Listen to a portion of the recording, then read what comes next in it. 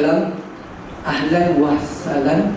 Saya ucapkan selamat datang kepada semua. Majlis sambutan Mal Hijrah kita mulakan. A'udzubillahi samil alim minasyaitonir rajim. Bismillahirrahmanirrahim. Assalamualaikum warahmatullahi wabarakatuh.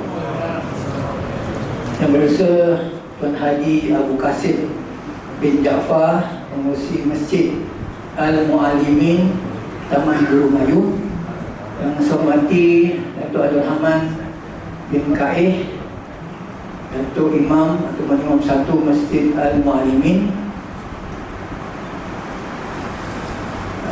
yang saya hormati barisan LDK Masjid yang berusaha, yang berbahagia, Al-Hafiz Ustaz Farhan. Saya alu-alukan kedatangan Ustaz Farhan ke Masjid Al-Mu'alimin. Selamat datang Ustaz. Risau juga saya tadi, petang tadi kontek-kontek tak dapat. Seterusnya datuk-datuk, datin-datin, tuan-tuan, puan-puan yang saya hormati, marilah sama-sama kita panjatkan kesyukuran kita kehadrat Allah SWT di malam yang bahagia, malam Jumaat. Alhamdulillah kita dapat ditemukan dalam majlis sambutan Mal Hijrah peringkat Masjid Al-Mu'alimin Taman Guru Melayu. Bunga mawar cantik terseman dipetik Mak Siti di tepi perigi. Umul kitab dibaca memohon rahmat. Moga majlis sentiasa diberkati. Itu bagi yang mendekati majlis kita pada malam ini. Marilah sama-sama kita membaca umul kitab Al-Fatihah.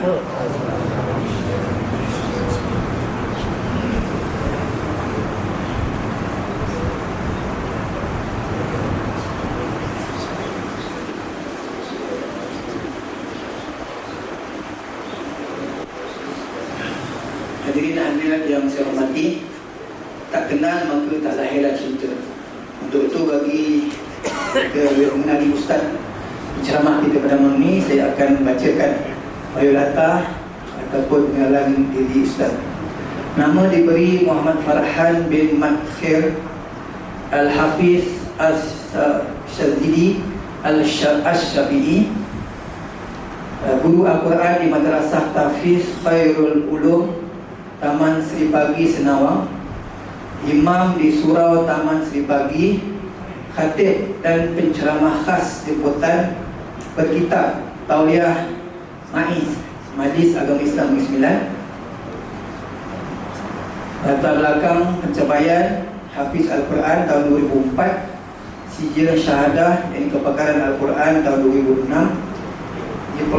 Diploma Sanawi Ya Ma'had Hafiz Ummul Qura Sabak Bernam Selangor tahun 2010, tamat daurah fiqh aliyah, daurah tasawuf dan daurah hadis di pesantren Sirajul Mukhlisin Mengelang, Indonesia.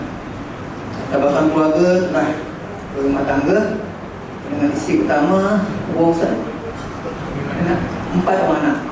Isteri kedua belum ada anak sebab belum ada isteri kedua. Nak rilis Ustaz punya. Jadi hijrah itu satu pengorbanan, hijrah itu satu perjuangan, hijrah itu satu persaudaraan, dan hijrah itu adalah membentuk perpaduan. Untuk itu malam ini mari sama-sama kita menghayati ceramah Fadil Ustaz Farhan dalam mengenang kembali peristiwa hijrah Rasulullah SAW junjungan besar kita daripada Mekah ke Madinah. Jadi pengurusi Tuan Haji Qasim ni dah bisik dengan saya dah. Terpulang pada Ustaz ambil apa? Boleh ke satu malam terpulang dengan Ustaz. Terbuka open ya. Jadi waktu tu tanpa buang masa, saya dengan penuh takzim jemput Al-Fadil Ustaz Farhan untuk menyampaikan ceramah yang segala hormat bersih-bersih.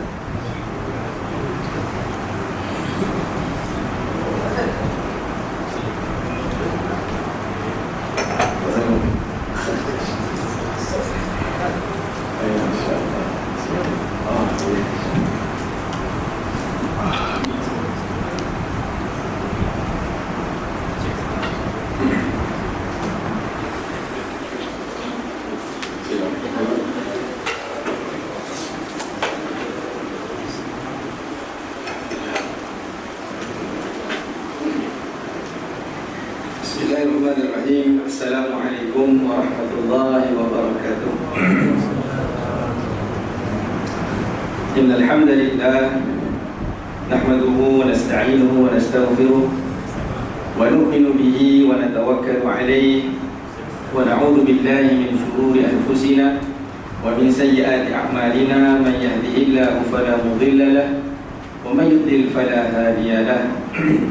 Wa nashhadu an la ilaha illallah wa nashhadu anna Muhammadan abduhu wa rasuluh, amma ba'd. Subhanaka la ilma lana illa ma 'allamtana innaka antal alimul hakim. Wa la hawla wa la quwwata illa billahi aliyyil azim.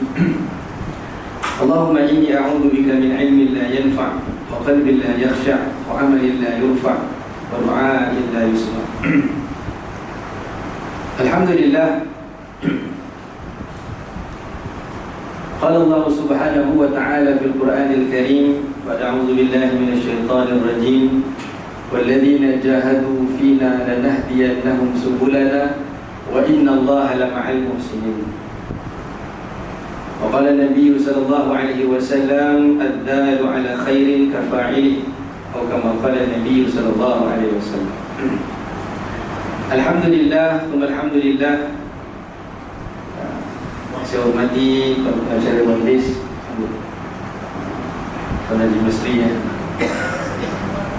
Balas pantun tak mati.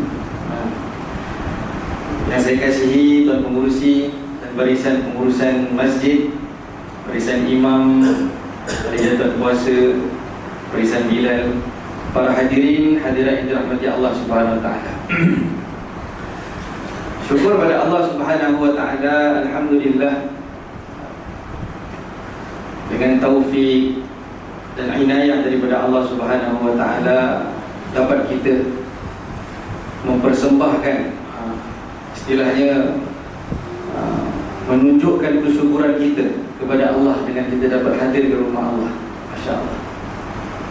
Sebab itulah memang dituntut kepada setiap orang mukmin, orang muslim ini bersyukur di atas segala pemberian Allah Ta'ala.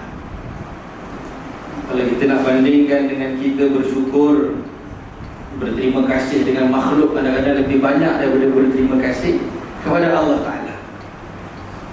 Orang baru kita makan di kedai, orang baru belanja kita roti canai, satu teh, kita punya suka, siapa dia orang tu, syukur kita rasa.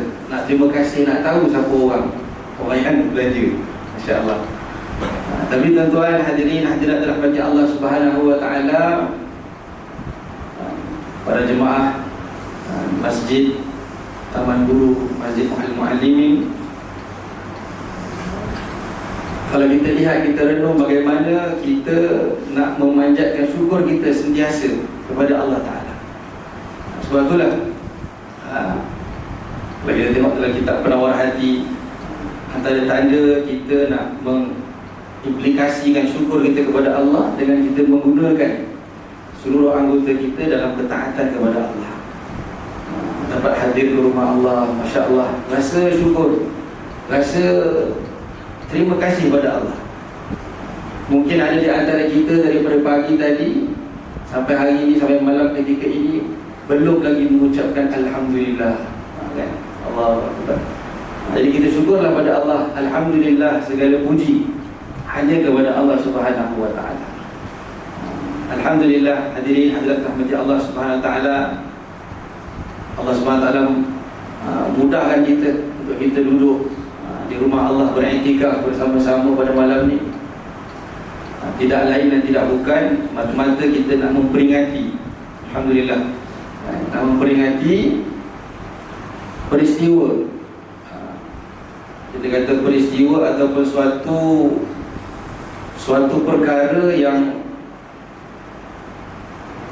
kita kata suatu perkara yang besar, yang azim, perkara yang azim yang berlaku kepada junjungan Nabi sallallahu alaihi wasallam, yang menjadi asbab, yang menjadi sebab kita hari ini dapat beribadah, dapat menyebut nama Allah, dapat melakukan amalan-amalan ibadat, zikir, baca Quran dengan mudah. Sebab apa?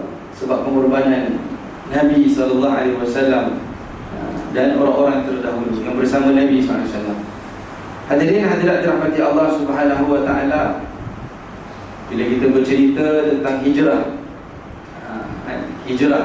jadi alhamdulillah kita semalam kita dah baca semalam 2 hari lepas kita dah baca apa doa awal tahun dan doa akhir tahun.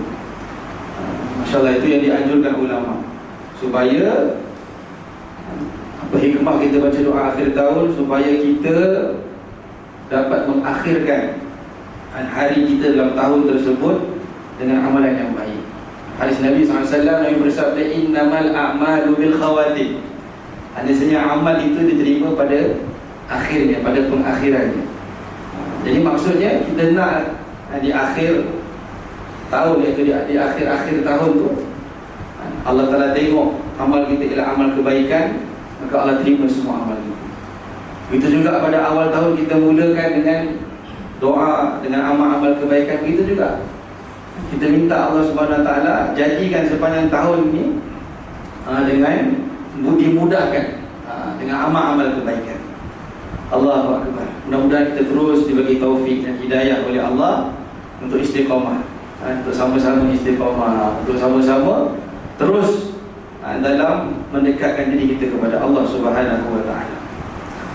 Hadirin hadirat dirahmati Allah, bila kata-kata hijrah tadi, bila kita tak, contohnya lah pihak masjid tak ada nak buat majlis seperti ini, contohnya seperti malam ni, maka kadang-kadang kita akan lupa. Jadi inisiatif lah sebenarnya, Masya Allah kan? Memang tidak ada dalam kitab dianjurkan buat majlis ini, ingatlah hijrah, tak. Tapi ini satu cara untuk bagaimana kita ni yang jauh daripada zaman Nabi SAW. Kalau kita tengok tahun hijrah berapa? 1445 dah sekarang ni, jauh daripada zaman Nabi SAW. Kalau kita tak cerita, tak ulang-ulang, perkara tu akan dilupakan.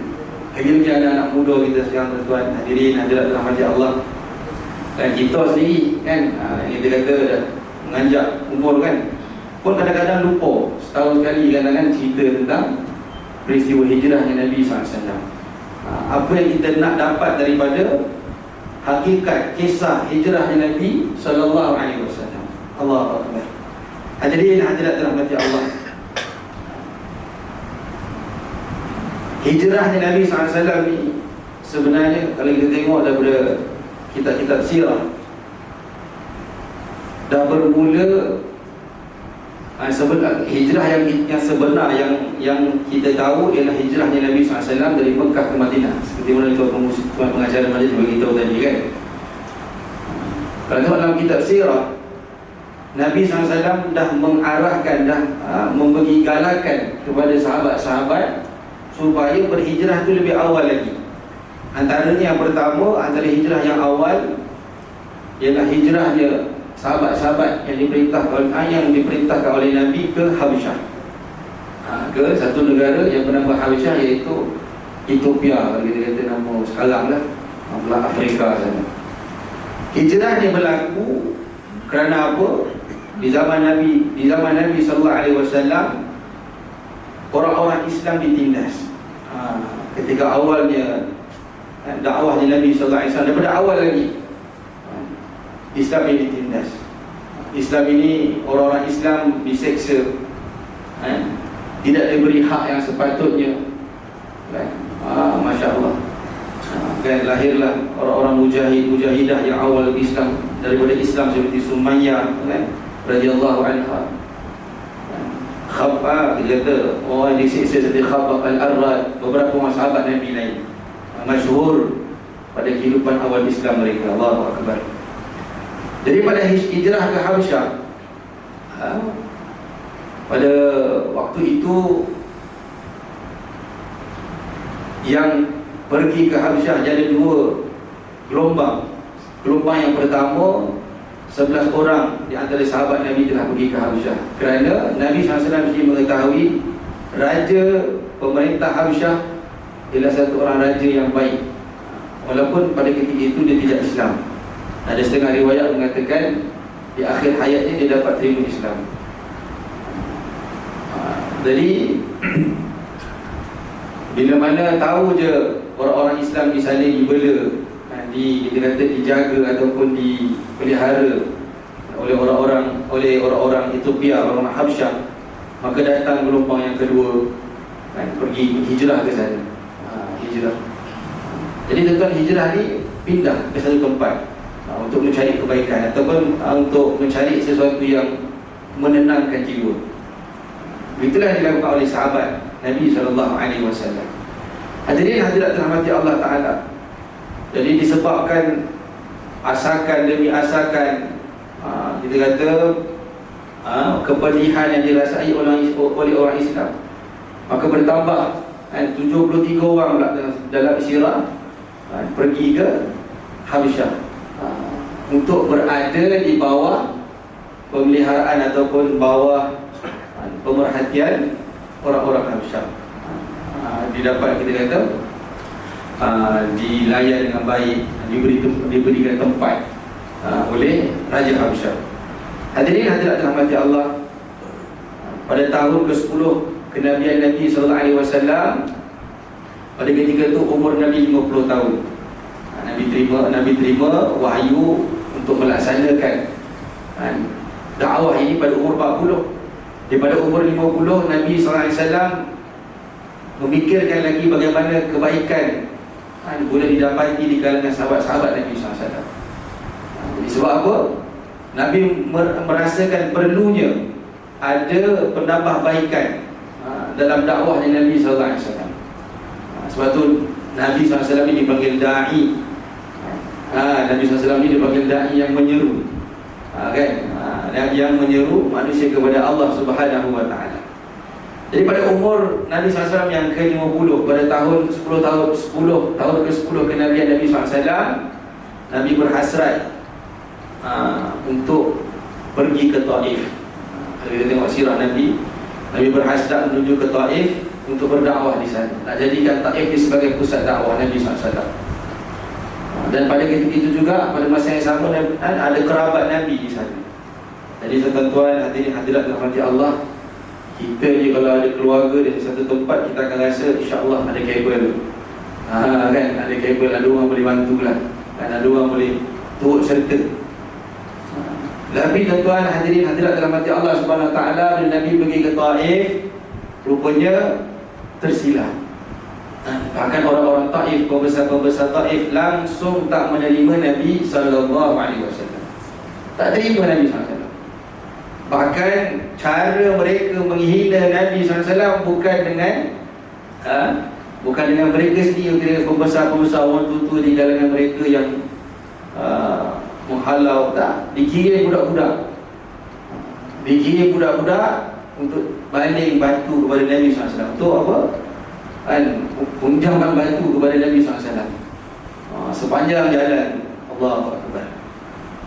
Kan, sampai ulama, ada setengah ulama kata bila Nabi SAW berjalan tu, darah yang mengalir daripada hasil balingan batu daripada budak-budak tadi, anak-anak tadi, sehingga bertakung di kasut selipurnya Nabi SAW.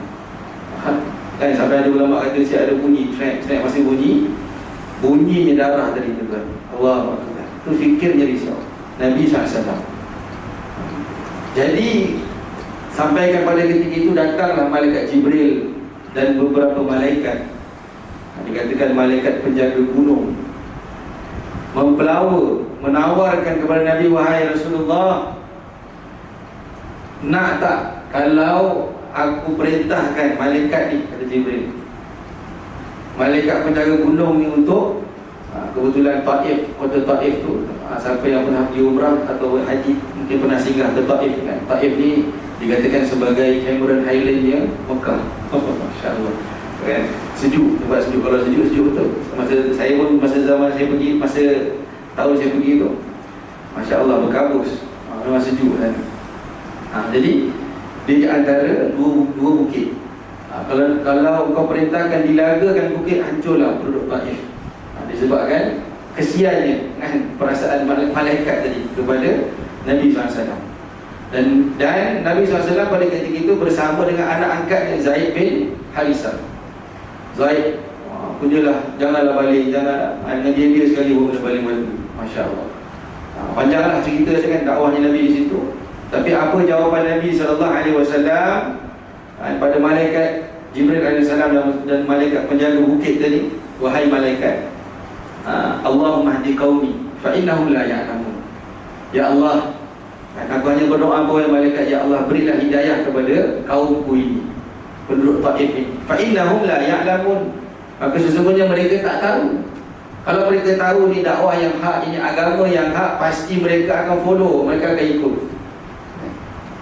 Jadi ulama bagi tuan-tuan hadirin hadirat dirahmati Allah, berkat doanya Nabi SAW ini telah lahir daripada keturunan penduduk Taif ini pendakwah yang bernama Muhammad bin Qasim. Yang mana pendakwah inilah yang telah membuka benua Hind. Dia telah bawa agama Islam di India, yang menyebabkan hari ini India terima Islam. Banyak orang India terima. Orang India ramai ni kan.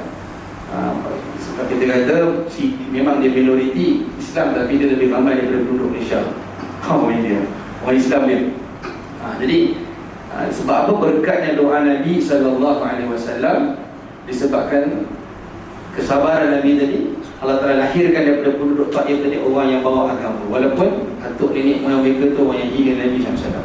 Itulah sifat pendakwah, sifatnya Nabi SAW. Masya Allah kan, dia makan doakan kebaikan, balas baik dibalas baik, yang tak baik pun dibalas baik. Itu sifat Nabi SAW. Hadirin hadirat rahmati Allah.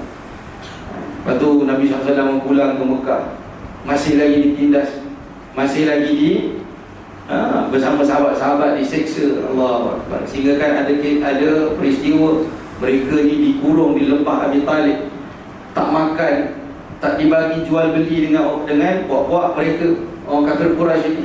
Tak tahu nak ambil kat mana sumber makanan. Allah Akbar. Sehinggalah beberapa orang-orang pembesar Mekah kita menjamin Nabi dan orang Islam yang lain.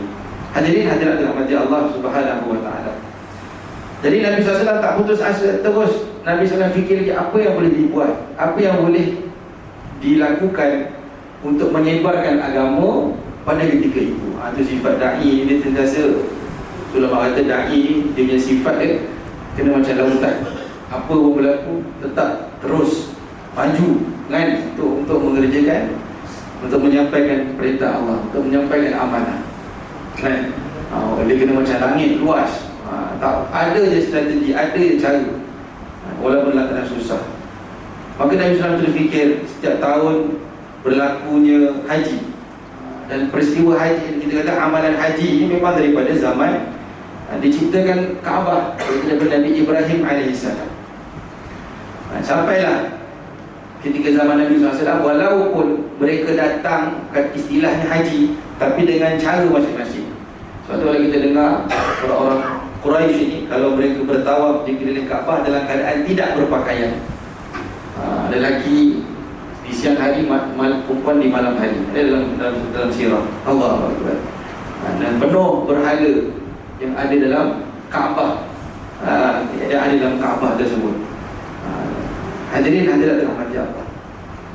Maka Nabi SAW berfikir inilah mungkin cara kan, Nabi berdakwah kepada kabilah yang datang, kabilah-kabilah Arab yang datang ke Mekah untuk mengerjakan haji. Jadi Nabi pergi ke satu kabilah, ya ayuhan nas qulu la ilaha illallah tuflihu. Wahai manusia, ucaplah kamu la ilaha illallah tuflihu, kamu akan berjaya.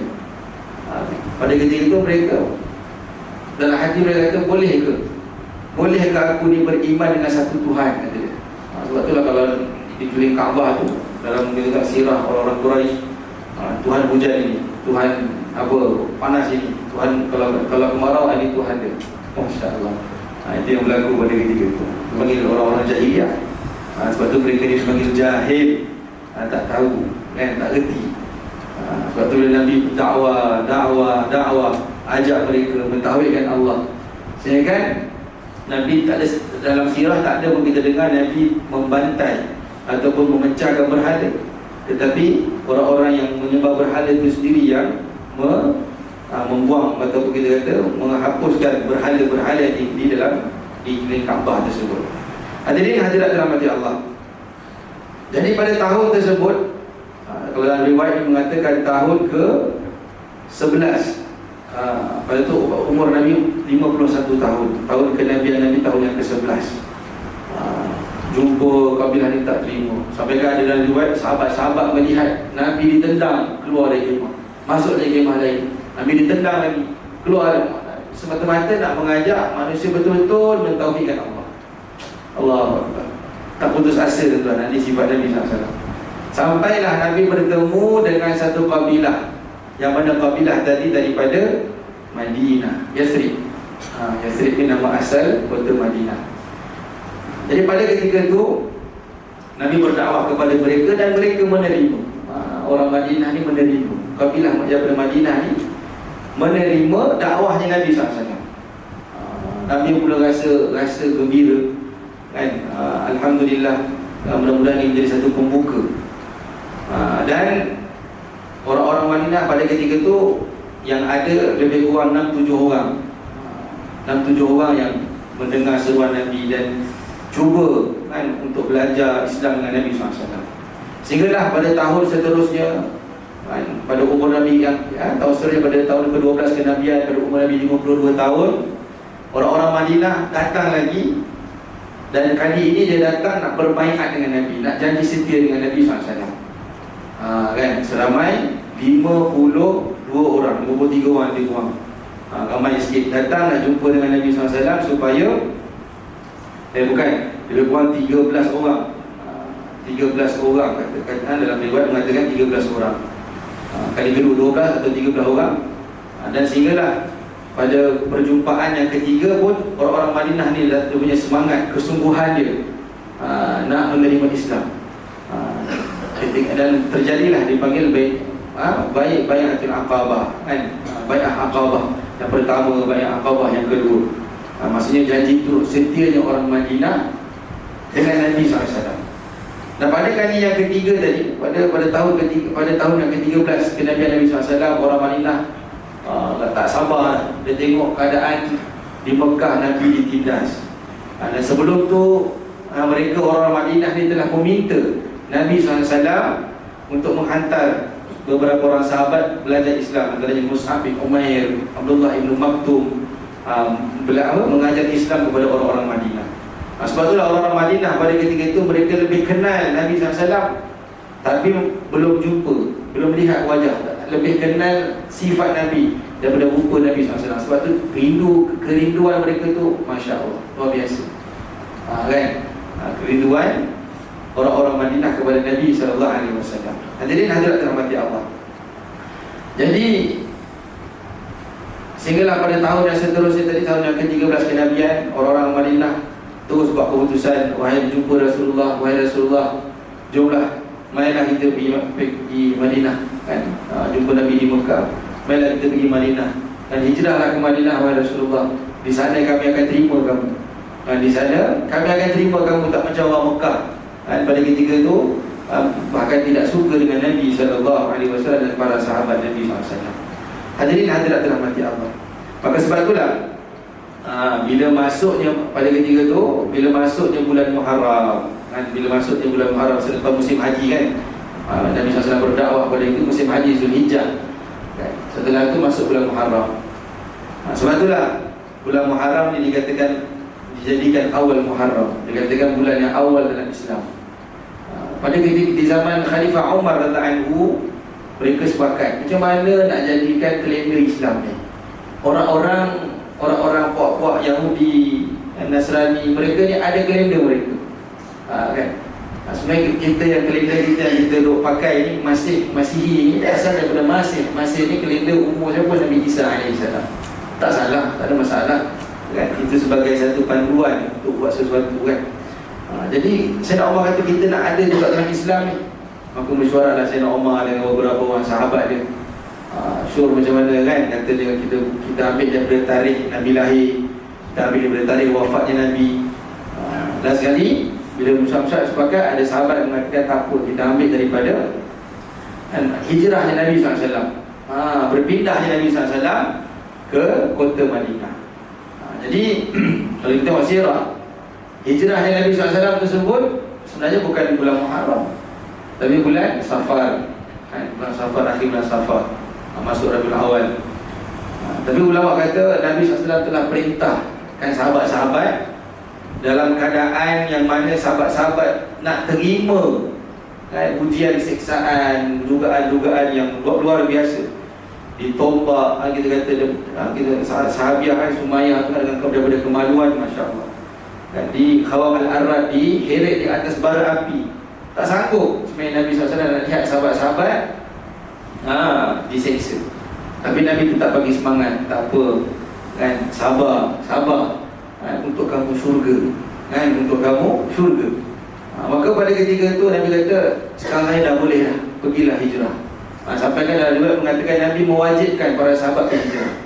Satu persatu sahabat Nabi keluar daripada kota Mekah pergi ke Madinah. Ada yang pergi perseorangan, ada yang pergi bersama keluarga. Ada beberapa kisah antara Sayyidina Umar radhiyallahu anhu. Sayyidina Umar kan terkenal dengan gedebel. Gedebel ni apa?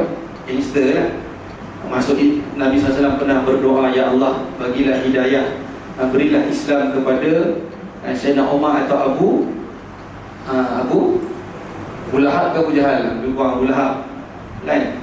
Last sekali Allah Ta'ala kabulkan, Allah bagi hidayah kepada Sayyidina Umar untuk kuatkan Islam. Nabi doa kan. Sayyidina Umar memang dia masuk Islam. Sayyidina Umar sendiri, sejarah dia masuk Islam sebenarnya dia nak membunuh Nabi. Sebab ada beberapa tawaran yang menyebabkan Sayyidina Umar rasa aku kena ambil tawaran ni. Tapi ulama beritahu Sayyidina Umar sendiri tak berminat dengan tawaran tu. Tapi dia nak bunuh Rasulullah sebab dia tahu dia mampu. Tapi akhirnya di tengah-tengah perjalanan dicegat ataupun ditahan oleh beberapa orang kawan dia. Dia kata, kau nak pergi mana? Kelang kabut, aku nak bunuh Muhammad. Kata kawan dia, kau janganlah nak kelang kabut sangat. Adik kau kat rumah tu, dia pun dah belum Islam. Dia pun tengah belajar Islam. Daripada dia nak pergi jumpa Rasulullah, dia patah balik jumpa dengan adik dia. Dipendekkan cerita macam mana dapat Islam, kerana dia dengar bacaan Al-Quran. Dia dengar bacaan Al-Quran daripada adik perempuannya, iaitu Fatimah binti Al-Khattab dan suaminya. Dengar bacaan Al-Quran, hati dia lembut. Sehingga dia disuruh untuk berwudu, disuruh untuk mandi, bersihkan diri. Dia buat perkara tersebut, sedangkan dalam hati dia sebenarnya tadi nak bunuh Rasulullah SAW. Akhirnya masuk Islam. Jadi begitu hadirin hadirat dirahmati Allah, ketika hijrah tu, ketika hijrahnya Sayyidina Umar dengan selambanya, dia datang ke Kaabah. Dan dia beritahu Kaabah ni memang tempat kumpul orang-orang Quraisy. Jadi orang Quraisy apa bodoh ni. Sayyidina Umar dia kata, aku akan pergi ke Madinah. Tak ada siapa yang boleh halang aku, kata dia. Siapa yang nak isteri jadi janda, siapa yang nak anak jadi yatim, silakan halang aku. Kata-kata Sayyidina Umar. Memang kata-kata tu dirakamkan dalam sirah Nabi SAW. Allahu Akbar. Tak berani orang. Tapi tuan-tuan, hadirin hadirat dirahmati Allah, kalau kita tengok semua sahabat-sahabat Nabi yang berhijrah itu semua ada mujahadah masing-masing, kesusahan masing-masing. Bukan senang-senang. Ada satu orang sahabat namanya Suhaib Ar-Rumi. Beliau ini banyak harta lah, kita kata antara orang kaya di kota Mekah. Tapi disebabkan nak menyahut seruan Nabi SAW, terpaksa tinggalkan semua harta. Terpaksa tinggalkan semua harta. Sebab apa? Bawa yang bekalan cukup-cukup saja. Sebab nak lari tu, nak lari daripada kota Mekah tu, terpaksa sembunyi-sembunyi. Tak boleh tahan terang, memang kena cegat, memang kena tahan dengan puak-puak Abu Jahal. Allah Akbar. So yang Rumi sampaikan bila dia jumpa Rasulullah kata Rabiha Suhaib, kata kamu telah beruntung. Rabihal Mai, kamu telah beruntung dalam jualan kamu. Jualan apa? Maksudnya harta dia tadi seolah-olah diinfakkan di jalan Allah. Maksudnya orang Quraisy ni dia berampas harta puak-puak orang Islam yang pergi berhijrah. Allah, itu pengorbanan mereka antaranya. Jadi hadirin hadirat dirahmati Allah Subhanahu Wa Taala, susah sebenarnya. Hijrah ni susah. Hijrah Nabi SAW ni susah payah, dan sahabat-sahabat ni susah payah. Terpisah, ada yang kita tengok, ada yang sahabat-sahabat terpisah, suami isteri terpisah dengan anak. Terpaksa nak pergi menyelamatkan diri untuk pergi ke tempat yang lebih tenang untuk amalkan agama. Allahu Akbar. Hadirin hadirat dirahmati Allah. Jadi pada ketika tu orang-orang kafir Quraisy, Abu Jahal dan konco-konconya tak senang duduk. Tak senang duduk lah. Seorang bersorang orang Islam pergi, kan? Seorang-seorang orang Islam pergi nak selamatkan diri. Masing-masing kata apa, ini kalau ada orang kumpul kat Madinah ni, kumpulkan kuasa, kumpulkan tenaga, kumpulkan sepakat dia orang ni, habis dia serang kita. Jadi kita kena cegat dia orang ni, tak bagi. Lebih-lebih lagi Muhammad kata dia. Maka mereka pun mesyuarat. Satu hari tu mereka mesyuarat di satu tempat yang bernama Darun Nadwah. Mesyuarat dia pembesar-pembesar Quraisy. Kan ada beberapa pembesar kabilah dalam puak Quraisy ini. Jadi mereka mesyuarat macam mana. Dan riwayat juga mengatakan dalam mesyuarat tadi hadirnya iblis. Masya Allah, hadirnya iblis. Yang mana dia menggunakan pakaian Syekhun Najd.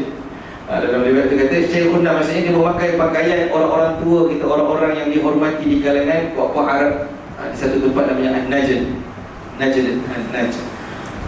Pakai. Jadi bila dia iblis datang, semua tak orang tua mana ni? Hebat nampak? Tak apa, silakan duduk kan? Duduk sekali mesyuarat. Mesyuarat macam mana? Mesyuarat tergempar supaya nak bunuh Muhammad. Jadi masing-masing bagi pandangan. Ada di kalangan mereka yang bagi pandangan kita halau je Muhammad, itu kita buat tak reti. Kan? Dia ada pergi mana-mana, buat apa kita nak hirau? Maka iblis ni selaku orang tua yang tiba-tiba ada dalam mesyuarat tu kata, kenapa pula kita nak biarkan? Takkan kita tak tahu Muhammad ni orangnya kan, lidahnya fasih, semua akan percaya cakap dia. Kalau kita biarkan, nanti dia akan kumpulkan bala tentera, memang kita kono kan, habis. Kita jadi kan, ada banyak pendapat, Masya Allah kan, supaya saya nak bunuh Nabi SAW. Sehinggalah Abu Jahal ni tuan, hadirin hadirat dirahmati Allah. Asal nama dia ialah siapa? Abul Hakam kan. Abul Hakam nama dia bapa kebijaksanaan kan, bapa bijaksana, maksudnya orang yang bijaksana. Tapi disebabkan dia memusuhi Nabi SAW, maka dia digelar Abu Jahal. Bodohlah dia. Kita kata kan, memusuhi Nabi Allah. Jadi Abu Jahal. Jadi dia kata macam inilah, saya punya pendapat, kita kumpulkan orang-orang kuat di kalangan kabilah kita Quraisy ni, beberapa kuat yang kita ada kita kumpulkan. Jadi masing-masing semua menghunuskan pedang kan? Jadi bila Muhammad ni keluar daripada rumah dia, masing-masing bunuh, masing-masing tikam Muhammad. Apa natijah dia? Darah Muhammad tadi akan memancut-mancut kena baju-baju kita. Jadi takkanlah Bani Abdul Manaf, Bani Abdul Muttalib ni, maksudnya kaum yang apa kita kata kuatnya Nabi SAW ni, kabilahnya Nabi SAW ni, dia takkan boleh nak tuntut kita lah. Kalau satu kabilah saja buat, dia akan berlaku banyaklah kita kata susah kan, kata Abu Jahal. Kan mereka ni tahulah kalau bergaduh, orang Quraisy ni, orang kafir Quraisy ni, orang jahiliyah ni bergaduh dia teruk. Unta satu kabilah minum pada kabilah telaga kabilah yang lain. Bukan unta bergaduh, keturunan dia bergaduh, 7 keturunan. Sebab unta. Masya-Allah. Sebab unta kan. Jadi kalau ini kalau kita berdondam sampai keturunan tu, kita lebih teruk jahiliyah. Alhamdulillah. Kan? Itulah orang kita. Jadi hadirin hadirat dirahmati Allah, orang tua selaku iblis dia kata, aku tak pernah dengar pendapat yang lebih baik daripada pendapat Abu Jahal, kata dia. Terbaik. Maka mereka pun sepakat pada satu malam, yang mana malam tersebut mereka nak bunuh Nabi SAW. Pada ketika mesyuaratnya mesyuaratnya iblis dan orang-orang kafir Quraisy, pembesar Quraisy ni, Nabi SAW telah pergi ke rumah Abu Bakar radhiyallahu anhu. Dan Sayyidina Abu Bakar radhiyallahu anhu, kita kenal bahawa beliau ini antara orang yang rapat, orang yang betul-betul rapat dengan Nabi SAW, yang betul-betul membenarkan Nabi SAW. Sahabat-sahabat lain semua banyak dah pergi dah. Sayyidina Umar pun dah pergi hijrah, tapi Sayyidina Abu Bakar masih tak pergi lagi. Sebab apa? Nabi tak mengizinkan lagi untuk dia pergi. Nanti dulu wahai Sayyidina Abu Bakar. Ada beberapa orang, Sayyidina Ali antaranya, tak pergi lagi berhijrah pada ketika itu kerana Sayyidina Ali ni diminta untuk bantu Nabi menjaga barang-barang ataupun harta-harta orang-orang yang menitipkan kepada Nabi. Orang-orang kafir Quraisy dia tak suka dengan Nabi, hina Nabi, tapi percaya dengan Nabi. Nampak? Dia menitip barang-barang harta-harta untuk sebagai Nabi menyimpan, simpan di rumah dia sebagai amanah. Dia tak suka, tapi dia percaya dengan Nabi. Sifat amin dan amanah Nabi itu masih dipegang walaupun orang memusuhi Nabi SAW. Terus kena azan. Terus insya-Allah. Hadirin hadirat dirahmati Allah Taala. Dan ketika itu juga, ketika mereka bermusyawarah tadi, orang-orang kafir Quraisy tadi, Nabi SAW datang kepada Sayyidina Abu Bakar dan riwayat itu mengatakan pada ketika Nabi datang tu di waktu tengah hari terik. Tak pernah orang Arab ni tuan, di negeri Arab ni kalau panas dia masya-Allah, panas betul. Memang panas lik-lik dia kata, panas sangat masya-Allah. Tapi kata Sayyidina Abu Bakar dalam riwayat Sayyidatina Aisyah radhiyallahu anha, tak pernah Nabi nak berjumpa dengan Sayyidina Abu Bakar ketika waktu panas macam ni. Mesti ada sesuatu yang penting yang Nabi SAW nak beritahu. Jadi ketika sampai Nabi SAW bertemu Sayyidina Abu Bakar, Rasulullah, apa perkara penting yang aku nak beritahu ni? Kata Nabi SAW, aku telah diperintahkan untuk berhijrah. Maksudnya sebelum ni belum lagi, baru Nabi sarankan sahabat-sahabat. Kali ni Nabi sendiri diperintahkan oleh Allah Ta'ala untuk pergi berhijrah. Hadirin hadirat dirahmati Allah, Nabi kata, wahai Abu Bakar, kau kena jadi teman aku. Gembira Sayyidina Abu Bakar kan? Memang Sayyidina Abu Bakar di dalam perancangan hijrah ni, Sayyidina Abu Bakar memang dah persiapkan 2 ekor unta yang syarat dengan bekalan. Dia tahu bila-bila anytime dia Nabi kata on, dia pun jalan dengan Nabi SAW. Hadirin hadirat dirahmati Allah Ta'ala, Allahu Akbar. Jadi bapak Yahudi pun dia ada, dia pun merancang lah. Yang mana Allah Ta'ala sendiri beritahu, wa idh yamkuru bika alladhina kafaru liyuthbituka aw yaqtuluka aw yukhrijuk wa yamkuruna wa yamkurullah wallahu khairul makirin. Ketika mana orang-orang kafir itu bermusyawarah nak menentang Nabi, nak membunuh Nabi, nak menyeksa Nabi, mereka merancang tipu daya. Dia tak tahu Allah pun ada rancangan kan? Dan sesungguhnya rancangan Allah itu lebih mengalahi. Allahu Akbar. Jadi pada ketika itu juga Nabi SAW beritahu kepada Sayyidina Ali, wahai Ali, aku nak pergi berhijrah ni, kamu nanti tunggu dulu kan, kamu jaga dulu barang-barang aku kan, kamu jaga dulu barang-barang amanah ni, aku akan berhijrah dengan Muhammad, dan lepas ni kau menyusul, kata Nabi SAW kepada Sayyidina Ali radhiyallahu anhu. Hadirin hadirat dirahmati Allah Subhanahu Wa Taala, maka bila mana tiba waktu malam, jadi kesepakatan puak-puak Quraisy ni nak membunuh Nabi, sampaikan dikumpulkan hampir 70 orang mengepung Nabi.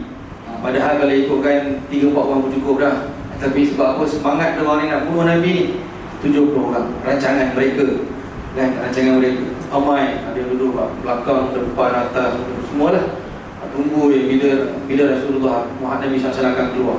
Sebab mereka tahu kebiasaan Nabi SAW, Nabi akan tidur dulu di rumahnya dan tengah malam Nabi akan pergi ke Kaabah beribadat. Itu amalan Nabi SAW. Dia tahu, ini kalau Nabi keluar, cepat-cepat kita bunuh dia kan? Allahu Akbar. Jadi pada ketika itu datanglah perintah daripada Allah Ta'ala, malaikat Jibril sampaikan, wahai Rasulullah, dia akan bunuh kamu malam ni sekian. Kamu kena gantikan tempat kamu sekian lah. Itu dia telah direncanakan. Maka Nabi beritahu kepada Sayyidina Ali, wahai Ali, ni ada satu perkara besar yang kau kena buat malam ni kan, kau kena ganti tempat aku. Kalau kita tuan macam mana kalau tiba datang orang kau, aku kena bunuh sebenarnya, boleh ganti aku kan? Kita akan rasa agak-agak lah kan. Tapi Nabi SAW beritahu kepada Sayyidina Ali, Sayyidina Ali dengan tenang kata, wahai Rasulullah, apa yang kamu perintahkan aku taat. Itu sifat sahabat-sahabat Nabi. Cinta sahabat kepada Nabi SAW ni, Masya Allah, luar biasa. Sehingga ada setengah sahabat kalau tak jumpa dengan Nabi SAW, kita kata tak senang duduk. Bila jumpa Rasulullah ada depan dia, tengok Rasulullah gembira, dah rasa tenang. Itu antara sahabat-sahabat Nabi SAW. Jadi Sayyidina Ali kata, tak apa wahai Rasulullah. Rasulullah kata, Rasulullah memang ada ulama kata dalam perasaan Sayyidina Ali itu memang ada perasaan masih takut-takut kan, mungkin ada sedikit lah ketakutan. Tapi Nabi SAW pesan, ni ambil kain burdah aku ni, kain serban aku tutup, tutup kepala, nanti kau tutup kepala kamu. Tutup kepala pula kan, tutup kepala dah lah tak nampak. Tapi tak ikut je. Dan akhirnya Nabi kata, insya-Allah kamu tak akan apa-apa kan. Tenanglah. Sayyidina Ali rasa tenang kan perkataan Nabi SAW. Jadi memang mereka tahu dalam rumah tu Nabi SAW ada kan, ada dengan Sayyidina Ali apa semua. Dan mereka tunggu Allah Ta'ala perintahkan supaya Nabi SAW ni keluar dalam keadaan dengan izin Allah Ta'ala. Mereka yang 70 orang yang kepung rumah Nabi itu tak perasan, tak nampak Nabi. Kan, apa amalan yang dibuat oleh Nabi SAW pada ketika itu, Nabi membaca satu ayat dari surah Yasin. Ada setengah riwayat mengatakan daripada awal surah Yasin sampai ayat tersebut, waja'alna min baini aydihim wa min khalfi waja'alna min baini aydihim saddaw wa min khalfihim saddaw fa aghshaynahum fa hum la yubsirun. Ayat ni yang dibaca.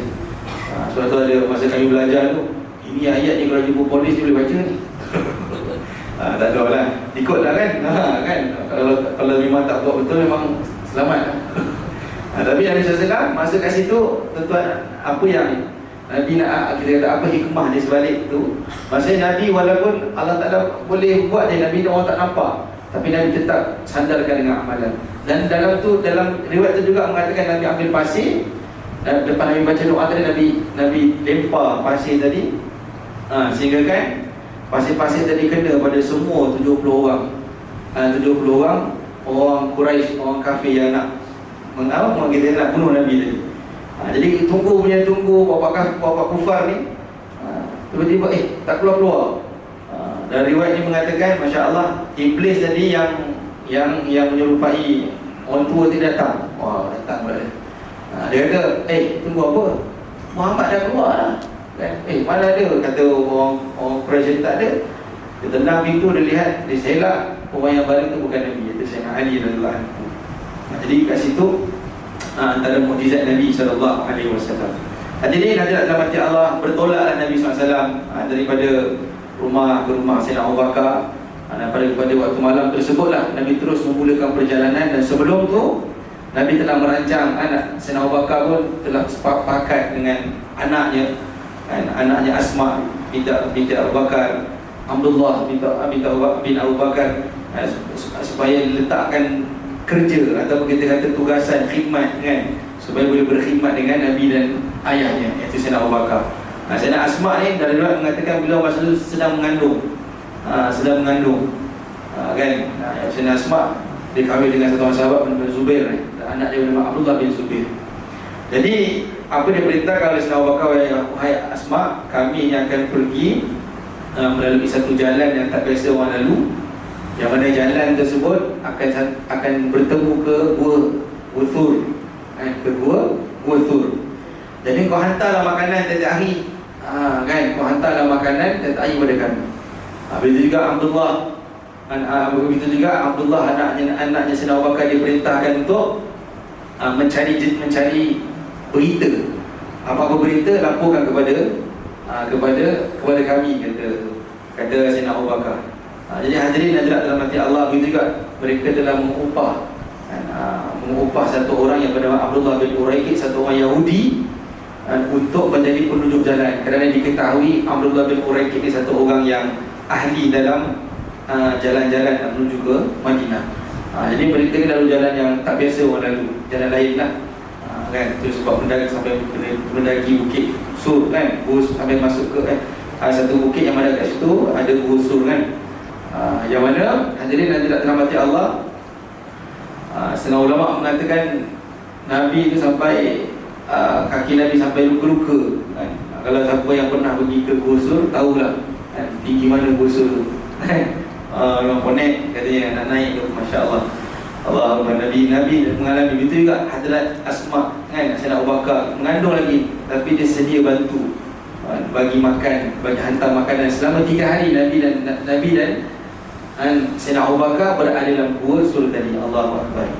Hadirin hadirat dalam hati Allah Subhanahu Wa Taala. Jadi Abdullah bin Uraikid ni dibayar untuk tujuan, untuk menunjuk jalan tadi, supaya nak bagi tahu bahawasanya hikmah ni tuan-tuan, hadirin hadirat dan mati Allah, kita hari ni boleh sebenarnya bermuamalah dengan orang-orang bukan Islam, bermuamalah selagi mana kita masih percaya. Tetapi kalau dia menunjukkan tanda-tanda untuk menghina Islam, tak boleh. Itu syarat dalam hukum fiqh, itu tak boleh, haram kita bermuamalah dengan orang yang ada unsur menghina Islam. Kan? Hadirin hadirat dalam mati Allah, maka di Gua Hira tu bertahulah Abu Jahal dapat tahu bahawasanya 70 orang yang diupah nak bunuh Nabi itu tak dapat nak bunuh, padahal semua orang gagah perkasa, semua tak dapat nak bunuh Nabi SAW. Nabi hilang begitu saja. Geram, makin geram lagi. Terus dia tawarkan, dia bincang balik, dia tawarkan kepada penduduk Arab pada ketika tu, siapa yang dapat jumpa Nabi SAW akan diberi 100 ekor unta, hidup atau mati. Maksudnya hidup, dapat hidup ke dapat mati ke, dapat 100 ekor unta. Masya Allah. Semua orang dia kata tak senang duduk lah. Tak senang duduk bila dengar tawaran seperti itu. Jadi hadirin hadirat dalam hati Allah Subhanahu Wa Taala, ketika itu orang-orang Quraisy, antaranya Abu Jahal sendiri duk mencari.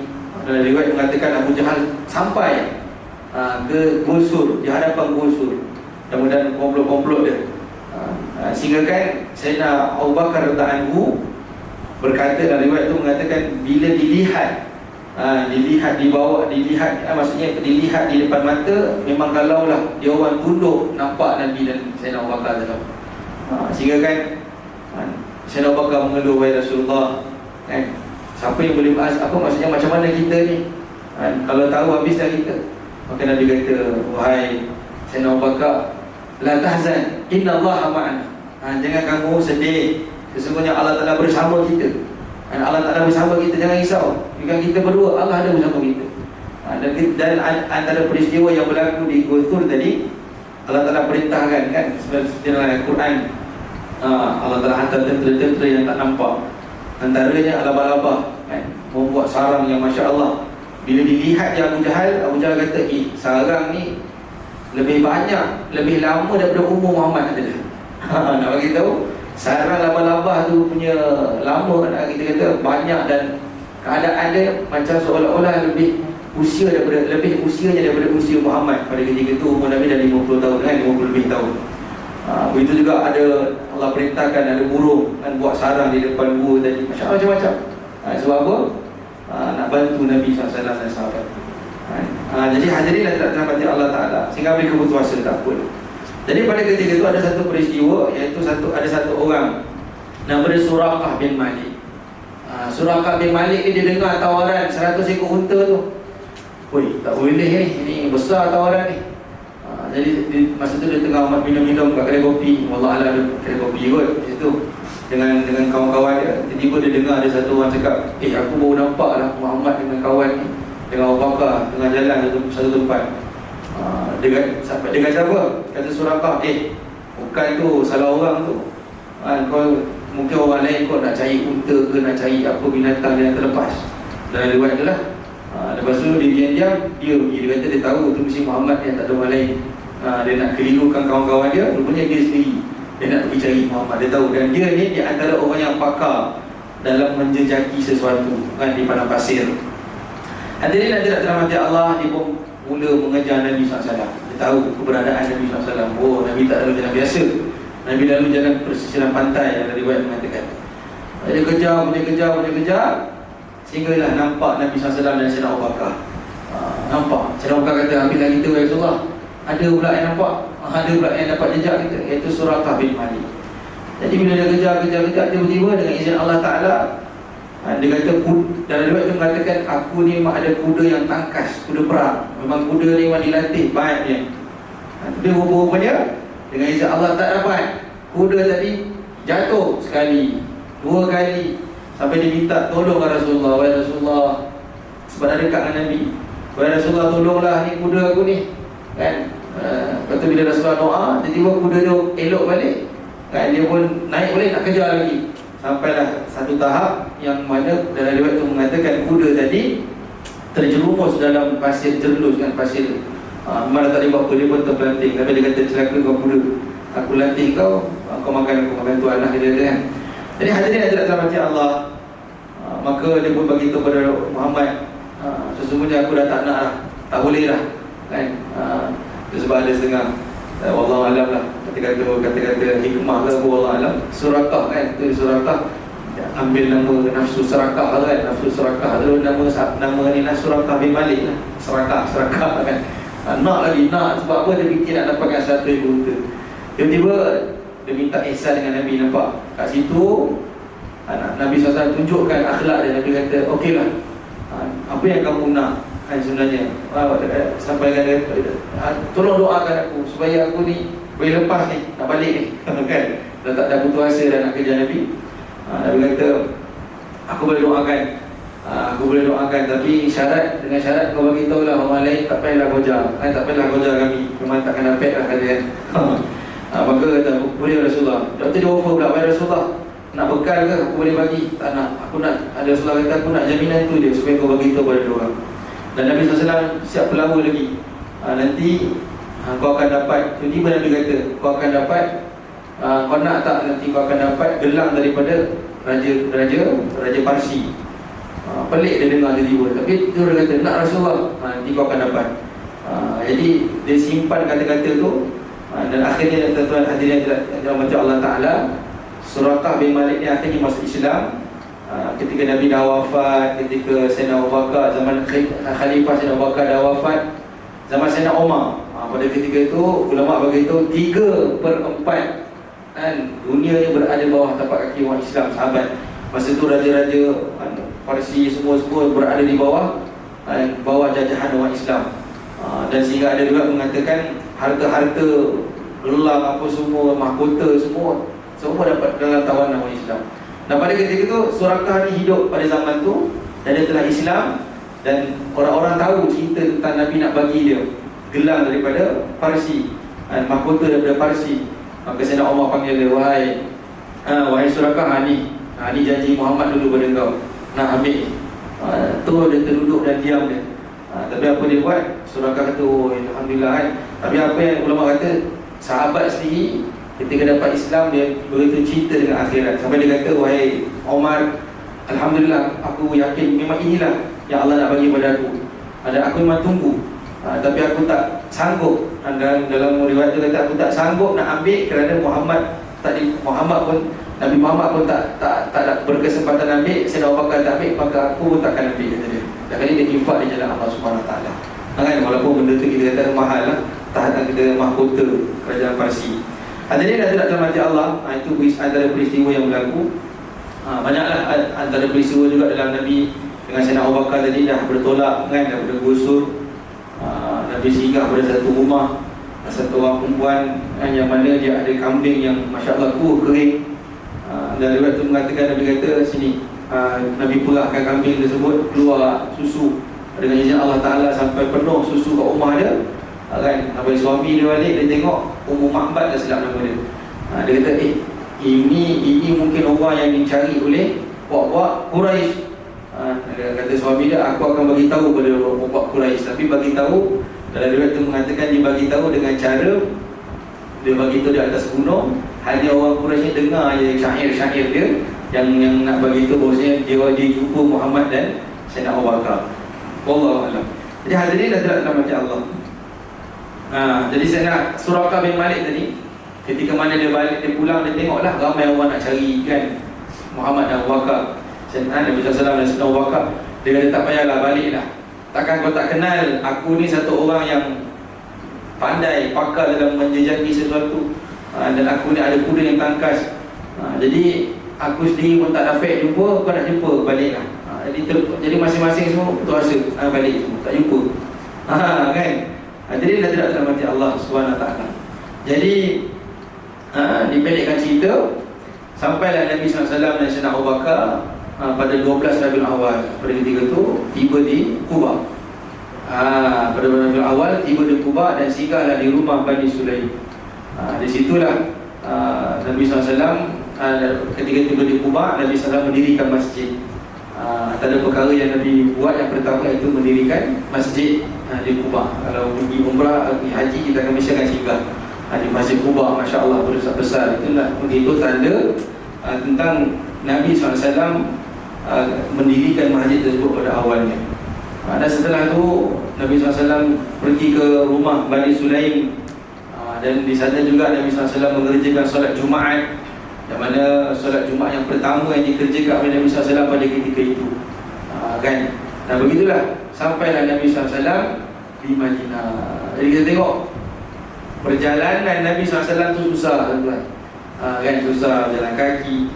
Kalau kita nak bandingkan dengan peristiwa Isra Mi'raj, ulama begitu, kenapa Allah Ta'ala boleh je nak bagi SAW supaya naik Buraq, kan? Seperti mana Nabi naik ke Sidratul Muntaha daripada Palestin, daripada Masjid Nabi ke Masjid Aqsa, dan Masjid Aqsa naik jumpa Allah Ta'ala. Boleh je naik Buraq. Tapi nak bagi tahu tuan-tuan, hadirin hadirat dirahmati Allah, perjalanan untuk menyampaikan agama ni perlu dengan mujahadah. Sebab tu Allah firman, walladzina jahadu fina lanahdiyannahum subulana wa innallaha lama'al muhsinin. Orang-orang yang bermujahadah, bukan bermujahadah, bersusah payah fina, di jalan aku, dalam urusan agama kami. Allah firman, lanahdiyannahum subulana, pasti dan pasti ada hidayat. Ada hidayat. Allah akan buka pintu-pintu hidayat. Subul, kan? Lanahdiyannahum subul, banyak jalan. Bukan kata Allah Ta'ala tak firman lanahdiyannahum sabil. Allah kata bukan satu, tapi banyak pintu-pintu hidayah. Sebab itulah di antara pengorbanan Nabi SAW sahabat itu menyebabkan agama tersebar. Sampailah ke Madinah, Masya Allah, disambut dengan orang-orang Madinah. Sebenarnya orang-orang Madinah pada ketika itu dah tahu dah Nabi SAW ni dah bertolak daripada 8 Rabiul Awal. Terus sebab ada setengah kata sampai berapa hari, 8 hari Nabi SAW jalan, kan, daripada Mekah mengikut susah payah dia. Sampailah Nabi SAW di Madinah, disambut kan oleh orang-orang Madinah dengan syair, kan, tala'al badru alaina, kan. Mereka menyambut Nabi SAW. Sampaikan ada sahabat, ada satu orang sahabat Nabi yang memang orang Madinah. Dia ada kuda, pasukan kuda perang, dia sambut Nabi dengan perbarisan kuda. Masya Allah, kan. Jadi anak-anak semua melihat, orang perempuan berada di atap-atap rumah melihat kedatangan Nabi SAW, kan. Seronoknya mereka. Sebelum ni mereka hanya dengar je nama Nabi. Muhammad akan datang, Muhammad akan datang, Muhammad membawa rahmatan lil alamin, dia akan membawa rahmat kepada sekalian alam. Sampaikan mereka yakin dulu, yakin datang dalam hati mereka keyakinan kepada Nabi SAW, putusan Allah. Dan hadirin dan tidak dirahmati Allah SWT, pada ketika itu juga dalam mereka menunggu Nabi, maka ada pada ketika itu satu orang ketua munafik, namanya Abdullah bin Ubay bin Salul, kan. Dia ni Masya Allah, sebelum era Madinah, di Mekah mana ada orang munafik, kan. Orang nak amalkan agama pun susah. Tapi di Madinah, disebabkan era Islam dah mula mengembang, maka adanya orang munafik. Sehingga kan ada satu orang sahabat, tak silap ada Huzaifah Al-Yamani, dia di antara sahibus sirri Nabi SAW, satu orang yang menyimpan rahsia Nabi SAW, yang mana dia ada senarai nama-nama orang-orang munafik. Dan satu riwayat kata Sayyidina Umar kalau nak sembahyang jenazah, dia akan lihat ada tak Huzaifah Al-Yamani. Kalau tak ada, dia tak akan sembahyang. Munafik, Masya Allah. Sebab orang munafik di zaman Nabi dia anggap kafir, kan. Dia anggap tidak beriman kepada Allah, kan. Dia tidak berdiri depan Nabi, Masya Allah, tapi di belakang Nabi dia musuh dalam selimut. Dia munafik, kan? Musuh dalam selimut, tak menikam Nabi SAW. Hadirin dan tidak dirahmati Allah Ta'ala, Allah bin Ubay bin Salul kata apa? Wahai Rasulullah, mainlah datang rumah aku, singgahlah rumah aku ni. Rumah aku lah paling besar di kota Madinah. Jadi Madinah ni tuan-tuan, Yasrib pada ketika itu, hadirin hadirat dirahmati Allah, berhimpun di beberapa puak. Ada puak Aus dan Khazraj, ada orang-orang Yahudi, daripada Bani Nadir, Bani Quraizah, Bani Qunaiqah, kan. Jadi mereka ni sebenarnya ada perbalahan, ada pergaduhan, tapi sebab datangnya Nabi SAW, Nabi mengatur orang Islam dan orang Yahudi sehingga adanya beberapa perjanjian yang baik. Adanya beberapa perjanjian yang baik yang mana mereka dapat hidup harmoni.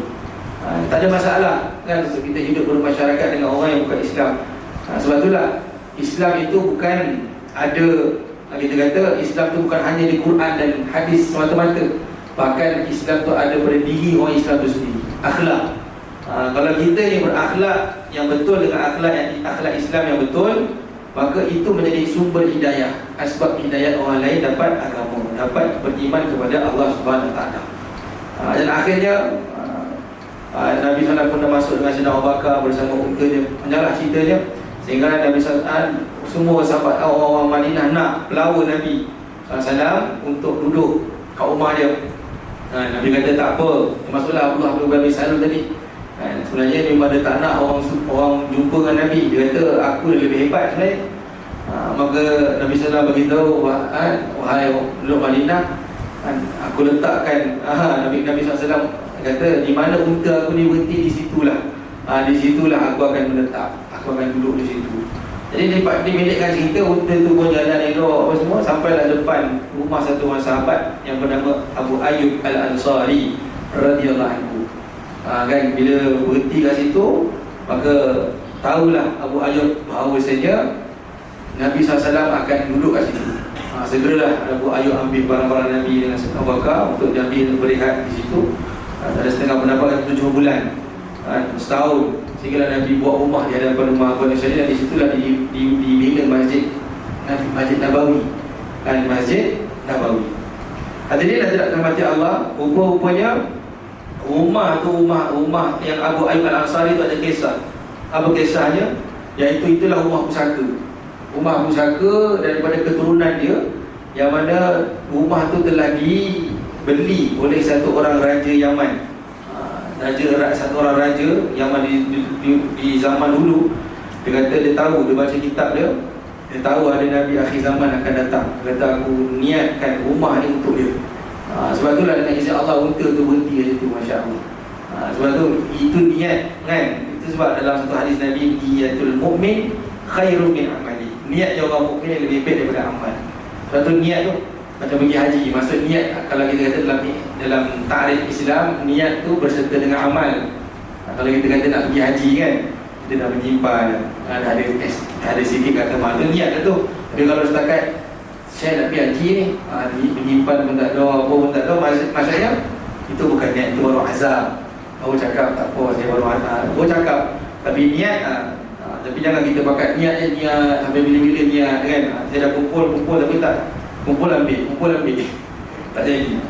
Jadi hadirin hadirat rahmati Allah, antara pesanan juga pertama yang dibagi daripada Nabi SAW kepada Hadrat Abu Ayyub Al-Ansari di rumahnya, antaranya apa? Hadis Nabi kata, afshus salam wa it'amut ta'am tadkhulul jannata sallu bil lail wan nasu niyam silul arham tadkhulul jannata bisalam. Nabi bersabda kepada Abu Ayyub Al-Ansari, antara nasihat dia untuk kita juga, supaya kita ni sering memberi salam, menyebarkan salam. Afshul ni maksudnya menyebarkan salam, bagi makan, dan hubungkan silaturahim, kan, bangun malam ketika orang lain sedang tidur, dan masuklah kamu dalam syurga dengan 4 syarat atau 5 syarat tadi, masuk dalam syurga dalam keadaan sejahtera. Hadirin hadirat dirahmati Allah Subhanahu Wa Taala, begitulah susah payahnya Nabi dan sahabat-sahabat bijah di Madinah. Dan akhirnya orang-orang Madinah, mereka memuliakan Nabi dan sahabat, mereka terima Nabi dan sahabat, sehingga mereka mengikuti ataupun menyelesaikan apa saja masalah. Mereka dikatakan orang Ansar lah, dan orang yang datang daripada Mekah dipanggil orang Muhajirin. Disebabkan adanya hijrah dan nusrah, dan adanya hijrah daripada orang Muhajirin, adanya nusrah, bantuan daripada orang-orang Ansar, maka dengan sebab itulah bantuan dalam urusan agama, Allah Ta'ala sebarkan hidayah, Allah Ta'ala amkan hidayah. Ini kita dapat Islam, susah payah. Sebab itulah kalau kita zikir, kita baca Quran, kita kena ingat jasa, paling kurang itulah ingat jasa Nabi SAW, ingat jasa sahabat-sahabat, susah payah. Dan di Madinah, tuan-tuan, dalam sirah mengatakan di Madinah sendiri selama 10 tahun Nabi berdakwah di Madinah, 13 tahun di Mekah, 10 tahun kan.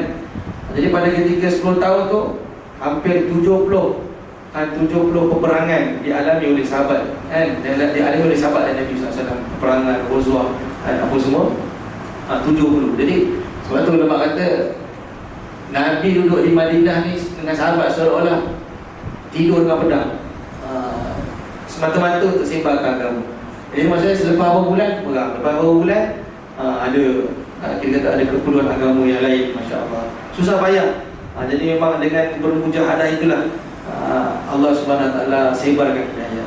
Jadi hadirin hadirat dalam hati Allah Subhanahu Wa Taala, itulah perkara yang Nabi SAW amal, yang Nabi SAW buat dalam ketika hijrahnya Nabi SAW. Nabi bina masjid, yang mana masjid dah jantung kepada satu kampung. Kalau kita hari ini masjid kita tak makmur, ulama kata kampung pun akan jadi macam tu, tempat kita, kawasan kita pun akan jadi macam tu. Sebab apa? Masjid ialah jantung, surau masjid adalah jantung, jantung kepada kampung tersebut.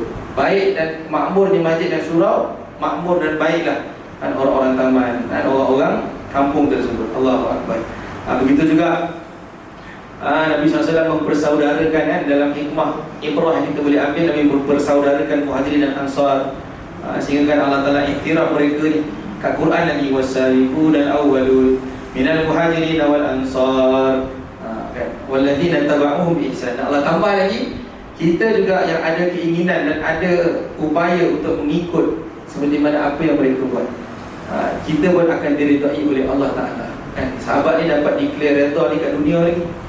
Antara sahabat ada yang dah dapat janji syurga, 10 orang sahabat yang dah dijanji asyarah mubasyarah, dijanjikan syurga oleh Allah Ta'ala.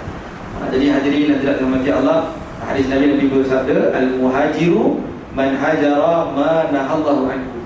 Dikatakan berhijrah yang sebenar itu apa? Iaitu dia satu orang yang berhijrah ialah berhijrah kepada apa yang Allah Ta'ala larang. Dia tahu, tepuk dada, tadi iman, dia tahu saya buat salah. Tengok kesalahan sendiri, tengok keaiban kita sendiri sama-sama, tuan-tuan. Jangan kita menunding kepada orang lain. Hadirin hadirat rahmati Allah, kita pandang diri kita. Saya banyak lagi kelemahan, saya banyak lagi salah, saya banyak lagi amal yang saya tak buat. Saya zikir, saya pun masih lupa. Quran saya pun masih tak khatam, contohnya kan. Sembahyang sunat pun Allah Akbar, contohnya. Apa lagi sembahyang fardu. Jadi kita, kalau kita banyak tengok keburukan kita akan usaha untuk tambah lagi. Sebab itulah tidak ada hasad, dengki kepada orang lain, melainkan dua je, kepada orang yang Allah bagi dia Quran, mudah baca Quran. Dia rasa macam mana nak boleh jadi baca Quran macam orang ni, setiap bulan khatam, setahun 3-4 kali khatam, contohnya. Satu orang yang ada harta, kan, dia dapat infak harta dia di jalan Allah. Macam mana jadi orang macam ni? Niat dalam hati, niat. Sebab orang kata apa, angan-angan itu percuma. Betul, yang percuma. Jadi apa tak kalau kita berangan-angan untuk jadi orang kaya yang banyak infakkan di jalan Allah. Tapi bukan ada sifat hasad, bukan ada sifat dengki. Dan hadirin dan dalam hati Allah, itulah kesimpulan daripada yang panjang lah lagi kan, tuan. Ini dah pukul 9 lebih kan, rasa macam sikit. Jadi tuan-tuan, kita sama-sama lah ambil iktibar, kan, masya-Allah. Ad-dalu ala khairin kafa'ili. Hakikatnya tuan-tuan, orang yang mengajak kepada kebaikan, dia lah yang akan dapat kebaikan tersebut tanpa mengurangi pahala orang yang buat kebaikan, orang yang diajak tadi. Jadi dia kena sebarkan kebaikan. Sabiqu bil khairat, bersegera kepada kebaikan, dan dia kena sebarkan kebaikan, barulah nanti dia akan datang kepada dia. Lebih-lebih lagi, ajak orang pada baik, mendakwahkan orang kepada Allah Ta'ala. Allah sangat suka, kan. Apalagi kita ada hak, tanggungjawab anak, isteri kita, jiran kita, dan umat seluruh alam, kita sama-sama. Dan terakhir tuan-tuan, insya-Allah kita banyakkanlah selawat kepada Nabi, tanda kita cinta kepada Nabi. Bila kita dengar, kan, sebab itulah adanya majlis kita sambutan Isra Mi'raj, Ma'al Hijrah, sambutan Nisfu Sya'ban, itu untuk datangkan lagi semangat kita. Kerana kita sendiri mungkin kita lemah. Dan bila ada ramai-ramai, bila dengar muzakarah, dengar perbicaraan iman, perbicaraan amal ini, kita akan datangkan semangat dalam hati kita, kan. Bahawa kita akan rasa seronok nak buat amal, nak buat ibadat, seronok nak mendekati kepada Allah, seronok nak ajak orang buat baik. Jadi kita banyakkanlah selawat pada Nabi. Ulama beritahu selawat ni apa? Ialah amalan yang pasti diterima oleh Allah. Kalau solat, amalan lain mungkin disebabkan kekurangan adab kita ataupun kekurangan amal kita dalam solat tak dapat diterima oleh Allah ataupun ditolak sikit pahalanya. Tapi selawat tuan-tuan takkan ditolak, pasti dan pasti akan diterima oleh Allah. Banyaklah selawat. Allahumma salli ala sayyidina Muhammad. Aksar Nabi bagi sabda, orang yang paling hampir yang pada akhirat ialah orang yang paling banyak berselawat kepada aku. Jadi hadirin hadirat dirahmati Allah, mudah-mudahan Allah Ta'ala jadikan kita orang istiqamah, jadikan kita dengan sebab permulaan tahun ini menjadi orang yang banyak menyebarkan kebaikan, menjadi asbab orang dapat dekat dengan Allah Ta'ala. Cuba usaha, tanya diri kita, banyak mana dah sebab kita orang dapat dekat dengan Allah, dan banyak mana dengan sebab kita dan orang dapat tinggalkan perintah Allah. Kita tanya diri kita. Jadi mudah-mudahan Allah bagi taufik kita untuk amal dan sampaikan, insya-Allah. Jadi saya minta maaf lah, minta maaf pada para hadirin kerana ada apa tersalah kata. Minta ampun pada Allah Subhanahu Wa Taala. Mudah-mudahan Allah Taala bagi taufik kepada kita untuk istiqamah sehingga akhir hayat kita dalam mendekatkan diri kita kepada Allah Subhanahu Wa Taala, insya-Allah. Aqulu qawli hadza astaghfirullahal azim li wa lakum wa lisairil muslimin wal muslimat wal mu'minina wal mu'minat al ahya'i minhum wal amwat. Rabbana hab lana min azwajina wa dhurriyyatina qurrata a'yun waj'alna lil muttaqina imama. Allahumma rzuqna mutaba'atan nabiyyi sallallahu alaihi wasallam awwalan wa akhiran wa zahiran wa batinan wa qawlan wa fi'lan wa ibadatan wa amalan salihan. Wa sallallahu ala sayyidina Muhammad wa ala alihi wa sahbihi wa baraka wa sallam. Walhamdulillahi rabbil alamin. Taqabbalallahu minkum. Inna lillahi. Demikianlah ceramah hijrah yang begitu bernas, banyak lebar yang telah disampaikan oleh bahagia Fadil Ustaz Farhan Hafiz. Saya rasa banyak ibrah pengajaran, cara kata yang dapat kita ambil untuk jadikan panduan kehidupan kita. Dan Ustaz sampaikan juga di parti di peristiwa hijrah ini adalah kita nak jadi orang yang soleh. Alhamdulillah kadang kita ni semua dah soleh, cuma Ustaz beritahu dah tambah sikit muslih. Sebenarnya kita dah soleh, kita nak muslih. Maknanya kita hari ni semua nak masuk syurga, tak lupa juga kita nak bawa ahli-ahli keluarga, ahli-ahli taman kampung kita untuk sama-sama masuki syurga Allah SWT.